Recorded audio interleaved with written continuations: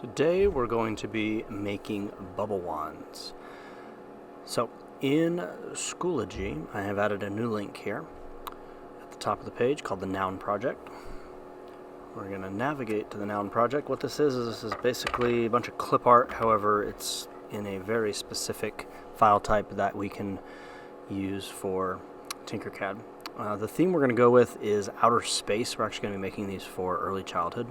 And we need to find a design that has a lot of lines that are connected. And you'll see why here in just a minute. So I'm going to choose this design. I'm going to choose the free version. And because I'm already logged in, it's going to let me download the SVG, not the PNG, the SVG. You're going to have a couple steps. You have to sign in with Google in order to be able to download. So once you do that, download the SVG. Navigate back to Schoology and open up Tinkercad. I'm going to create a new design, 3D design. And once in here, I'm actually going to make the stick for the bubble wand first. So we're going to bring in a cube. We're going to resize that cube to 15 millimeters by 15 millimeters and 3 millimeters on the Z height. So this is going to be the little tab at the bottom of our wand. I'm going to zoom in here. I'm going to change the radius to 1. What that's going to do is just going to soften the edges, kind of like adding a fillet in Onshape. Then we're going to add the actual stick for the wand. So again, change the Z height down to 3 millimeters. Change your x-axis to 6 and your y-axis to 65. And we're going to line these up. If I select both of them, by lasso selecting and then hitting the L key, I can select the center circle on the x-axis and that will line it up. And then I can group these two items together using Control G or the group icon at the top. From there I can import my SVG, should be called something similar to what you downloaded. I'm going to leave all these parameters here the same. Don't need to change anything, I'm just going to import it. Now sometimes you might have a problem with your import, and that means we would need to re-download something else. So now we're going to resize the top of our bubble wand.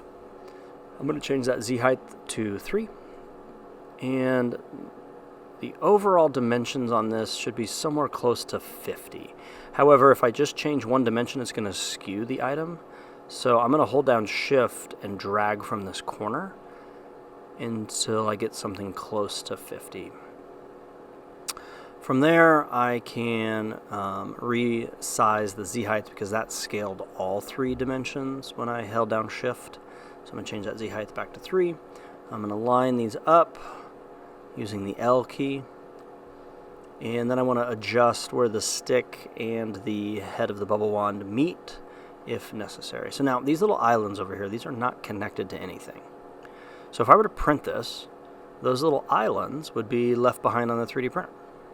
So I need to either delete them by erasing them, or I can connect them. And in order to do that, I make a little line, essentially. I'm going to change my Z height to 3. Your minimum x-axis here would be 1. You don't want to go any thinner than that. It will not be strong enough.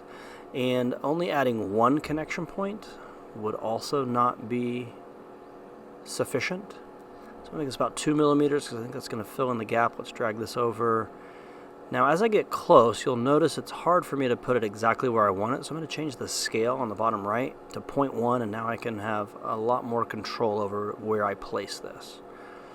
So that looks good. I'm going to duplicate it, and I could put it over here, but I think I can add more strength if I move it.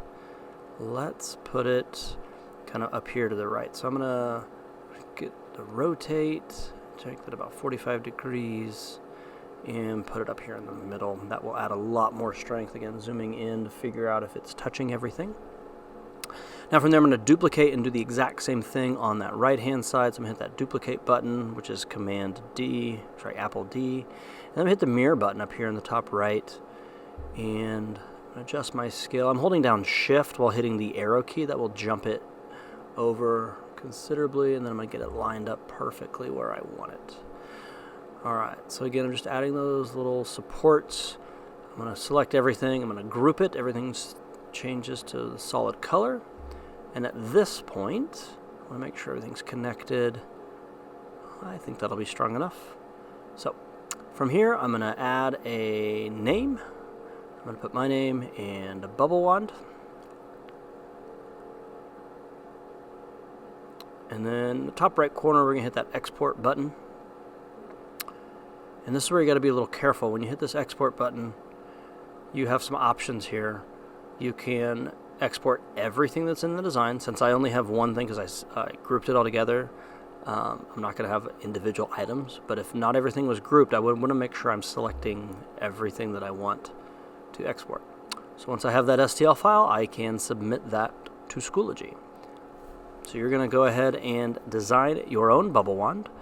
Again, the theme is going to be space themed. This is for an early childhood classroom for an upcoming space unit that they have in January.